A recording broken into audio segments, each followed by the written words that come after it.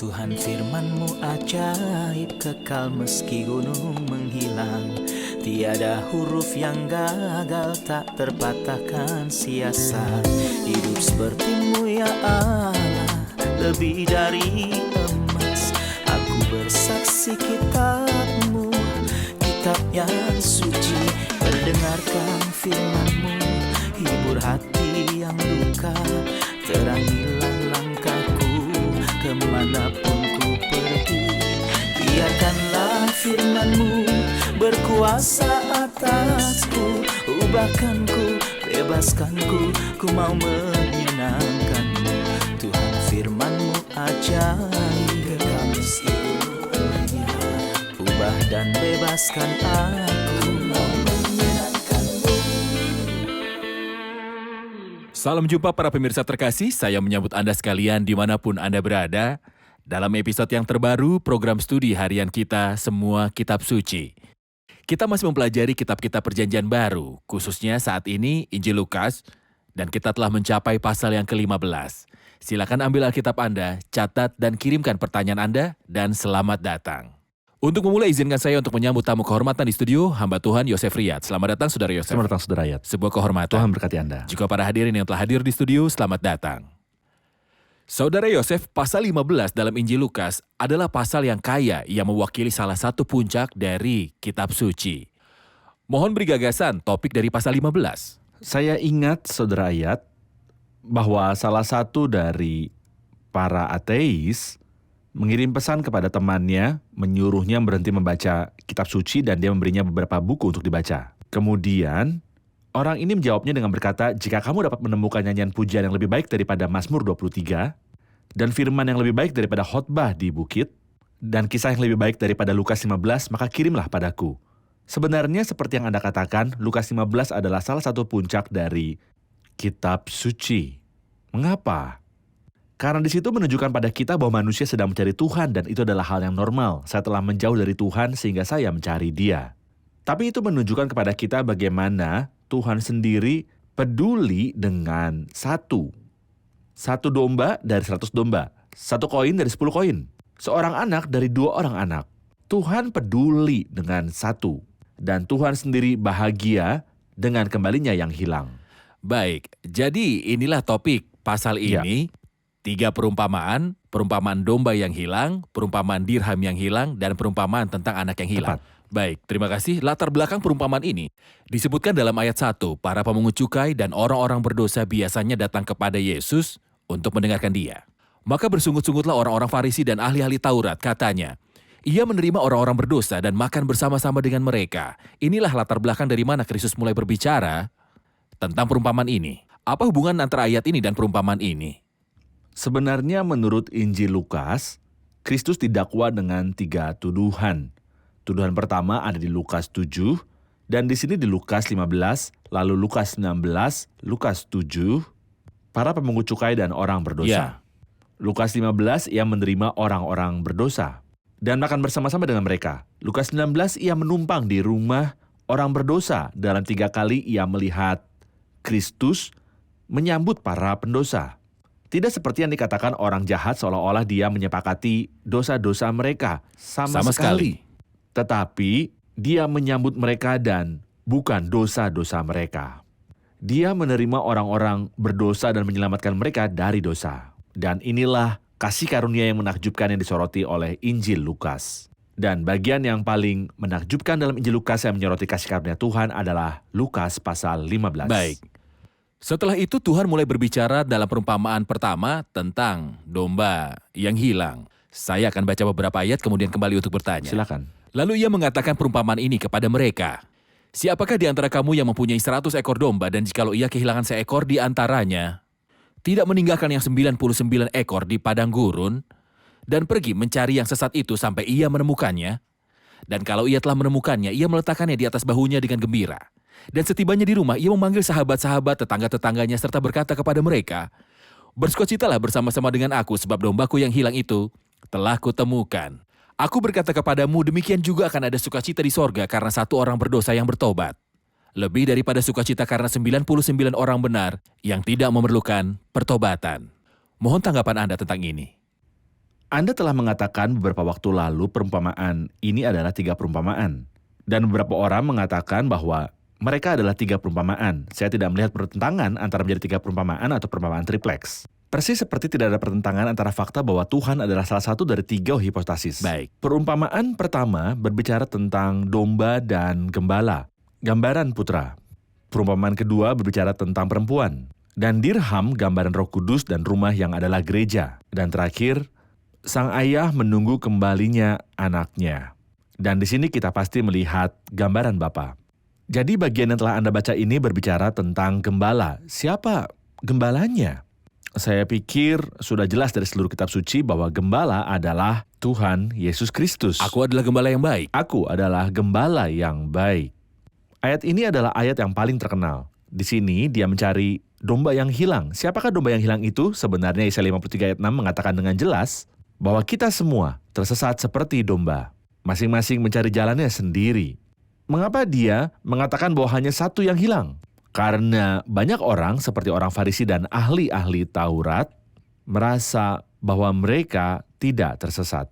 Para pemungut cukai yang jahat dan orang-orang berdosa yang makan bersama kamu dan yang kamu terima adalah mereka yang tersesat. Kami ini keturunan Abraham, kata mereka. Belum pernah kami menjadi hamba siapapun. Jangan sangka kamu dapat lolos dari hukuman dengan berkata bahwa Abraham adalah nenek moyangmu. Ingat, dari batu-batu ini pun Allah sanggup membuat keturunan untuk Abraham. Tapi sayangnya, mereka merasa bahwa mereka tidak tersesat dan kemudian mereka tidak membutuhkan seorang untuk mencari mereka. Jadi Tuhan menunjukkan latar belakang dan menunjukkan bahwa dalam perumpamaan ini, domba yang hilang berbicara tentang pemungut cukai dan orang berdosa. Tapi 99 orang yang benar di mata mereka sendiri berbicara tentang orang Farisi yang menggerutu. Tepat. Terima kasih, kita rehat sejenak dan kembali untuk menjawab pertanyaan hadirin.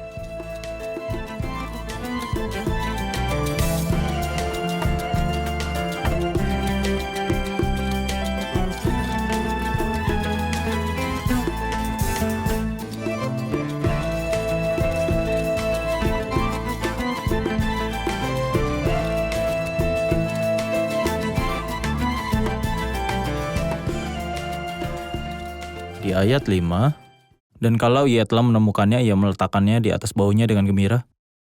Saya ingin mengajukan pertanyaan, siapa yang seharusnya bersukacita, domba yang hilang dan didapat kembali, atau penggembalanya? Silakan. Pasal ini berfokus pada ucapan bahwa sukacita adalah sukacita Tuhan. Itu sebabnya dia berkata sukacita dari surga. Tentu saja, orang berdosa bersukacita ketika dia kembali. Dan kita lihat bahwa misalnya dalam Kasim Ethiopia, kita baca bahwa dia melanjutkan perjalanannya dengan sukacita. Kita lihat misalnya di penjara Filipi, ia dan seluruh keluarganya senang sekali sebab mereka sekarang percaya kepada Allah. Tentu saja orang yang kembali bergembira. Aku bergembira karena Tuhan, hatiku bersukaria, karena Allah, begitulah Tuhan mengenakan padaku baju keselamatan dan kemenangan. Tapi bukan ini yang dia katakan dalam Lukas 15. Dia ingin beritahu kita bahwa Tuhanlah yang bersukacita. Dan buktinya adalah bahwa dialah yang mencari. Saya akan menggunakan perumpamaan, terkadang ada barang yang hilang dari rumah saya. Dan tentu saja mereka tersembunyi di tempat tertentu.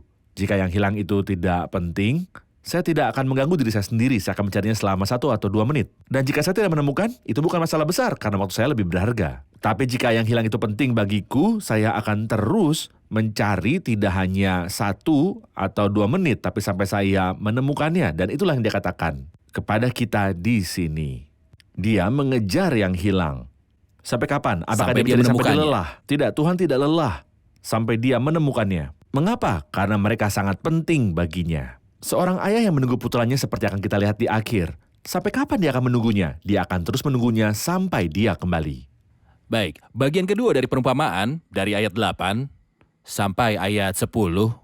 Atau perempuan manakah yang mempunyai 10 dirham, dan jika ia kehilangan 1 di antaranya, tidak menyalakan pelita, dan menyapu rumah serta mencarinya dengan cermat sampai ia menemukannya.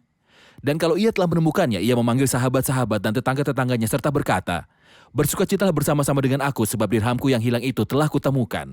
Aku berkata kepadamu, demikian juga akan ada sukacita pada malaikat-malaikat Allah karena 1 orang berdosa yang bertobat. Kita telah melihat perumpamaan pertama, seekor domba yang berada di luar dan hilang. Dan gembala itu mengejarnya. Ya. Di sini kita menemukan 1 dirham dari 10 dirham yang hilang di dalam rumah.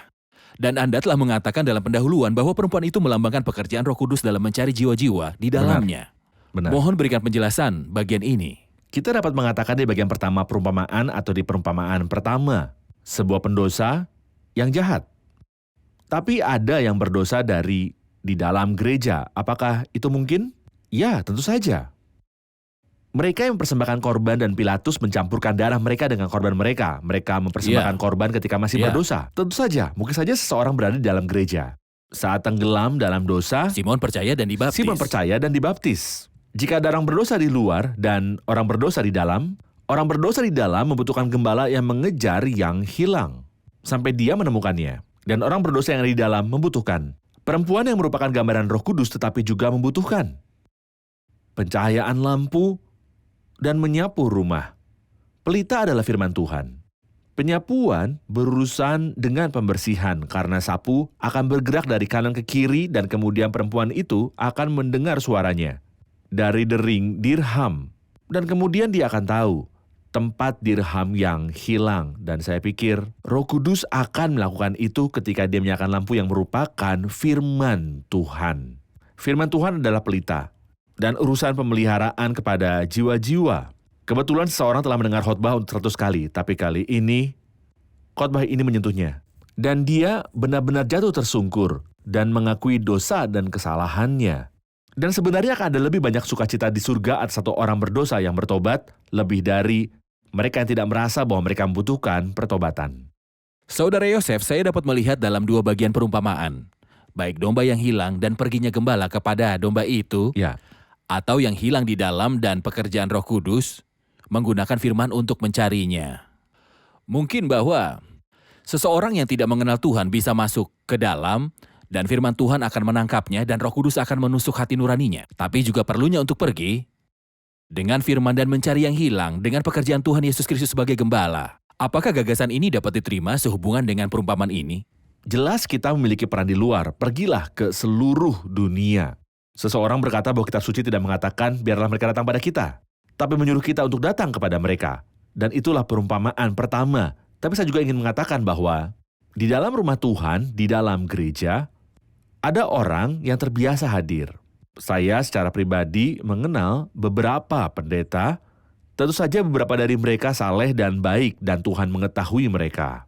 Tapi beberapa dari mereka mengatakan kepada saya bahwa mereka telah mengenal Tuhan saat mereka berada di pos pelayanan keagamaan. Apakah itu mungkin?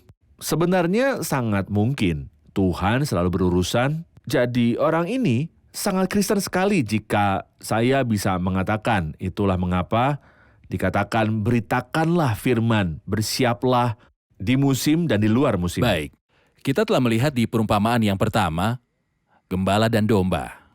Dan tingkat kerugiannya adalah 1 sampai 100. Ya. Kemudian kita memiliki kisah perempuan dan dirham yang tingkat kerugiannya adalah 10 sampai 100. Tetapi dalam bagian ketiga atau perumpamaan ketiga, ada kisah ayah yang memiliki 2 putra dan kerugiannya adalah 50 hingga 100. Ya. Mohon beri gambaran tentang perumpamaan yang terakhir ini. Saya ingin mengatakan pada awalnya bahwa dalam 2 perumpamaan sebelumnya pencarian kasih karunia, tetapi dalam perumpamaan ketiga kasih karunia diterima. Dan ini mungkin menjawab kata-kata orang Farisi ketika mereka berkata orang ini menerima orang berdosa.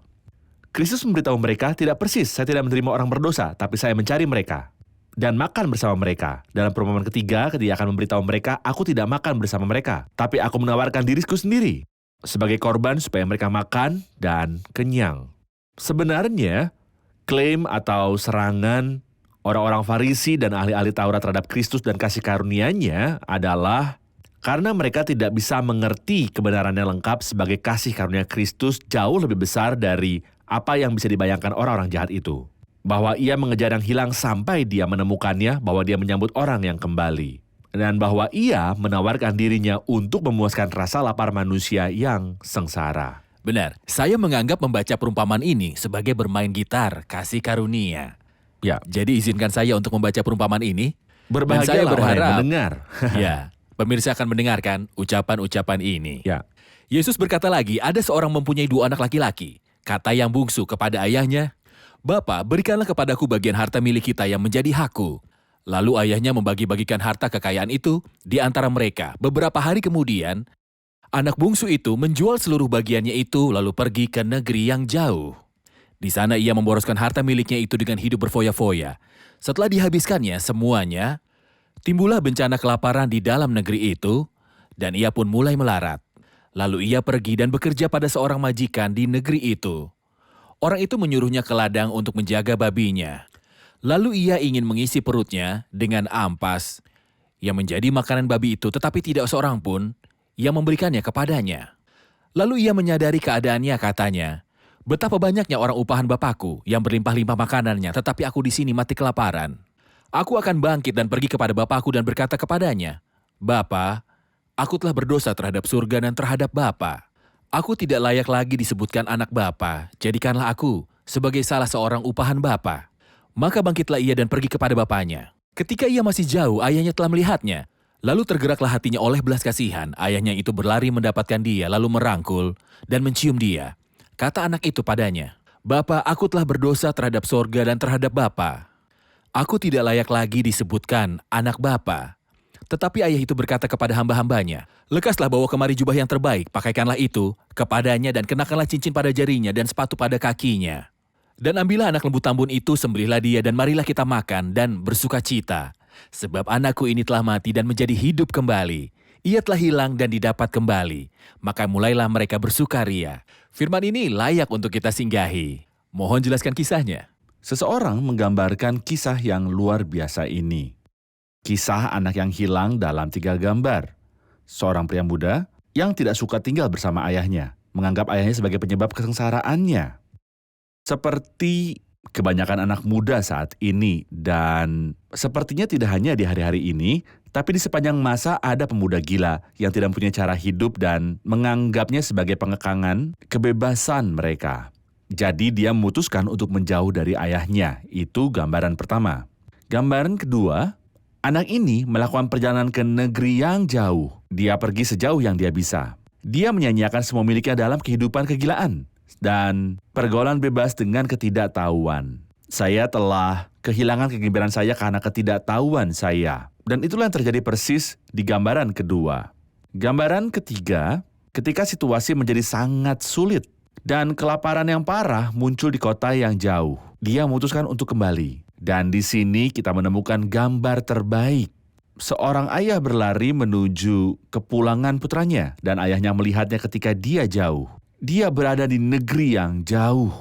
Semua hal yang dilakukan bahwa menolak negeri itu karena dia masih jauh, atau bisa saya katakan dia masih berada di negeri yang jauh tapi dia tidak menolak ayahnya.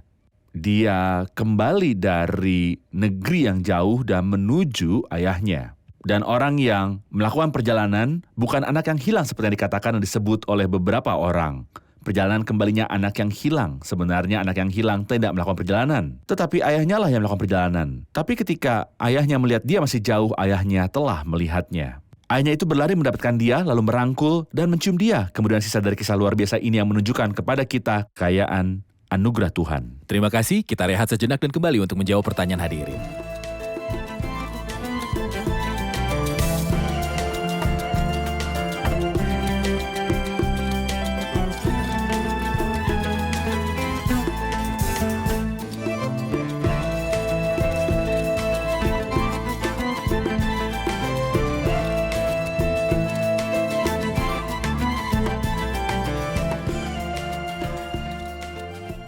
Mengharapkan sang bapa untuk menggunakan otoritasnya untuk mendisiplinkan anak yang meninggalkan dia dan pergi berbuat dosa.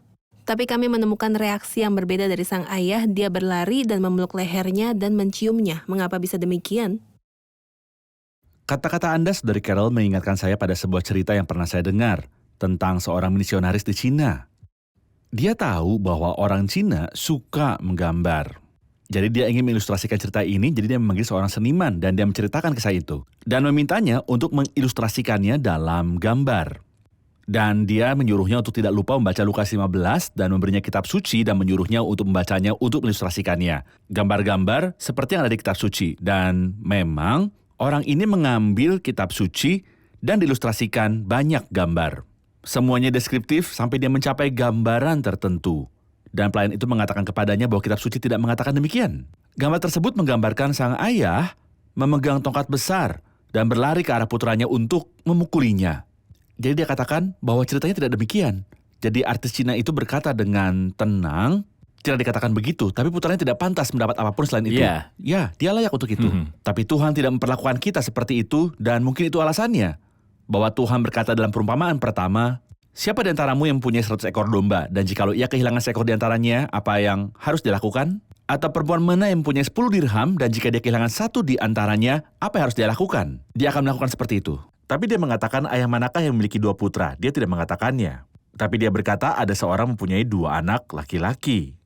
Dan saya pikir tidak ada ayah di dunia yang akan melakukan itu. Ya, Jika kita berbicara tentang salah satu ayah paling baik di dunia menurut kitab suci, yaitu Daud yang tidak menegur anak-anaknya, dia tidak membuat Adonai marah. Absalom membunuh saudaranya dan saudaranya berzinah dengan saudara perempuannya dan dia tidak melakukan apapun kepada siapapun. Dan meskipun demikian ketika Absalom berdosa, Daud tidak berlari untuk menciumnya ketika dia kembali, tapi sebaliknya, dia memberitahu Yoab bahwa dia bisa kembali tapi dia tidak ingin bertemu dengannya, dan Absalom tidak bertemu Daud selama 3 tahun. Ayah mana yang bisa melakukan itu? Sebenarnya tidak ada ayah yang bisa melakukan itu.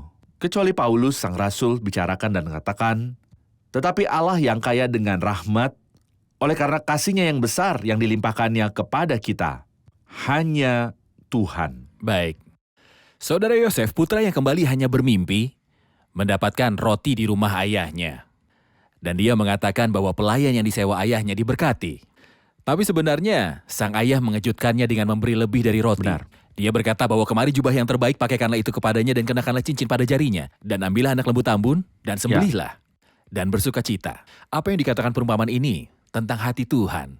Seseorang mengatakan bahwa jika dia memberinya roti untuk makan ketika dia datang kelaparan dari negeri yang jauh, itu adalah belas kasihan. Ketika dia memutuskan untuk memakai cincin di tangannya dan sendal di kakinya dan untuk mengenakan jubah terbaiknya, itulah limpahan rahmat. Tapi ada yang lebih dari itu ketika mereka membawa anak lembu tambun dan marilah kita makan dan bersuka cita. Di sini pujian atas rahmatnya yang mulia. Dan sebenarnya Tuhan tidak hanya memberi kita belas kasihan, Dia tidak hanya memberi kita rahmat, tapi limpahan rahmat. Bukan hanya itu, tetapi limpahan rahmat-Nya yang agung, tampil dalam cara Tuhan berurusan dengan kita. Terima kasih Saudara Yosef. Kisah ini kisah putra yang kembali dan sedang duduk di meja yang sama dengan ayahnya dan makan makanan umum yaitu anak lembu tambun. Pemandangan kebersamaan yang indah. Apakah ada bayangan di Perjanjian Lama? Injil Lukas secara umum menceritakan kepada kita tentang Kristus sebagai korban persembahan perdamaian. Itu sebabnya tirai bait suci terbelah 2. Lukas pasal 23, pencuri yang di Matius dan Markus telah diselamatkan dan disambut di surga juga dalam Lukas pasal yang ke-23. Dan di sini dalam cerita ini kita juga lihat pengorbanan dari persembahan perdamaian. Korban perdamaian menurut Imamat pasal 7 adalah ucapan syukur dan persekutuan, dan kita benar-benar melihat di sini syukur dan kebersamaan. Karena ayah sedang duduk di meja bersama putranya dan semua orang bersukacita karena kembalinya anak yang hilang. Itu adalah pengorbanan dari persembahan perdamaian. Dan karena itu adalah korban keselamatan, ada bagiannya untuk Allah, Ya, sebagian untuk orang yang mempersembahkan korban, sebagian untuk imam karena setiap orang mengambil Tepat. bagian dalam korban. benar. Saya perlu penjelasan terakhir dalam episode ini tentang putra sulung lainnya. Banyak orang fokus pada anak yang hilang. Bagaimana dengan Ya. yang tua? Apakah dia tersesat? Apakah dia waras? Apakah dia di dalam rumah atau di luar rumah? Mohon jelaskan. Anak sulungnya adalah orang Farisi dan ahli Taurat. Oke, Dan anak bungsu pemungut cukai dan orang berdosa. Seolah Tuhan ingin mengatakan bahwa kegembiraannya tidak pada mereka yang mengklaim bahwa mereka tidak berdosa, yang adalah orang-orang Farisi dan ahli-ahli Taurat seperti anak sulung yang berkata, dan belum pernah aku melanggar perintah Bapa. Tapi kepadaku belum pernah Bapa memberikan seekor anak kambing. Maksudnya ayah tidak pernah melakukan sesuatu yang baik dan bahwa dia tidak pernah melakukan sesuatu yang buruk. Tentu itu adalah klaim palsu. Sang ayah bersukacita dengan anak bungsu yang merupakan gambaran pemungut cukai dan orang berdosa yang datang dengan kerendahan hati dan ketundukan. Tapi di sisi lain saya melihat pada anak sulung sebuah gambaran Israel. Israel adalah putra sulung saya. Dan saya lihat pada anak bungsu yang pergi ke negeri yang jauh padahal mereka telah berkata pada Allah, jauhilah kami dan pergilah, kami tidak peduli dan tidak ingin mengerti maksud dan kehendak-Mu bagi hidup kami. Gambaran orang bukan Yahudi yang lalai dan pergi jauh. Tetapi sejumlah besar orang bukan Yahudi, jutaan, kembali kepada Bapa dan mereka adalah subjek dari sukacita dan kebahagiaan surga. Sementara Israel telah selama 2000 tahun seperti anak sulung yang marah dan tidak mau masuk, dan sampai hari ini mereka marah dan tidak mau masuk. Tapi mereka memiliki berkat di masa depan, tetapi setelah pengangkatan ke gereja. Terima kasih Saudara Yosef, kita telah mencapai akhir episode, mari rangkum bersama para hadirin. Apa yang telah Anda pelajari? Kita mengerti dari perumpamaan uang logam yang hilang bahwa pelita itu bercerita tentang firman Tuhan. Penyapuan memberitahu kita tentang urusan pemeliharaan ilahi, dan wanita itu menunjuk ke Roh Kudus, jadi seolah-olah Roh Kudus berurusan melalui firman Tuhan dengan jiwa-jiwa yang di dalam rumah, yang artinya di dalam gereja Tuhan, agar mereka bertobat dan kembali kepada Tuhan. Lukas 15 luar biasa, karena menghadirkan Tuhan dalam 3 hipotesanya sebagai orang yang mencari manusia dan mencari yang hilang.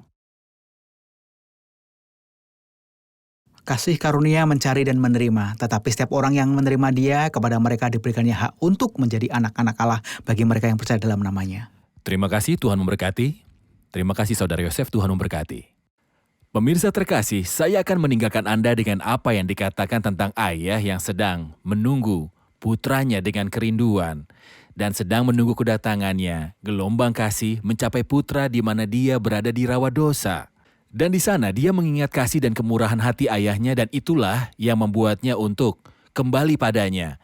Maka bangkitlah ia dan pergi kepada bapaknya.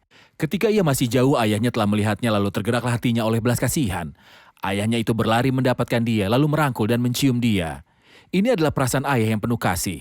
Anak bungsu itu pantas untuk dibawa ke tetua kota, seperti anak yang keras kepala dan pemberontak, dan pemabuk untuk dirajam. Tetapi sang ayah dalam kasihnya berlari dan merangkul dan menciumnya dan menyapanya dengan ciuman, dan dia melindunginya. Itu sebabnya diperlukan pengganti yang harus dibunuh agar putra pemberontak ini dapat disambut di hadapan ayahnya. Pemirsa terkasih, apapun dosa Anda dan apapun pelanggaran Anda, dimanapun Anda berada dan bagaimanapun Anda berada, anugerah sedang menunggu Anda. Anugerah yang mencari Anda dan telah mempersiapkan tempat dan juga pesta dan alat untuk melindungi Anda dengan kebenaran. Anda harus datang kepada Kristus. Bertobatlah dari dosa Anda, terimalah karya Kristus di kayu salib, dan masukilah lingkaran ini, lingkaran anugerah Tuhan. Pemirsa terkasih, sampai jumpa di episode selanjutnya. Tuhan menyertai.